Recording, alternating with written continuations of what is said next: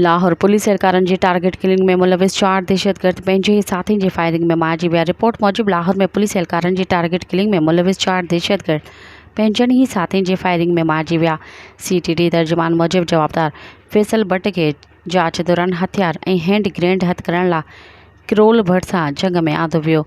फैज़ान जी निशानदेही ते जंग मां 2 पिस्टल ऐं हैंड ग्रेनेड हथ कया विया। हैंड ग्रेनेड हथ करण दौरान फैज़ान जी 5 खां 6 साथियुनि ओचितो हमलो करे ॾिनो। इख़्तियारनि ॿुधायो त दहशतगर्दनि जी CTD टीम ते सिधी फायरिंग कई।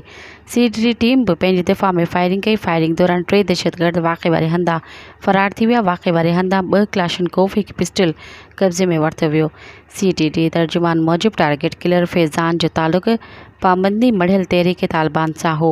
फैज़ान सां गॾु मारिजी वियल टिनी दहशतगर्दनि जी सुञाणप जो अमल जारी आहे, जॾहिं त फ़रार दहशतगर्दनि जी गिरफ़्तारी लाइ सर्च ऑपरेशन जारी आहे। मज़ीद ख़बरनि ऐं तफ़सीलात लाइ विज़िट कयो असांजी वेबसाइट www.awamiNewsHD.com ऐं ॾिसंदा रहो अवामी न्यूज़ HD।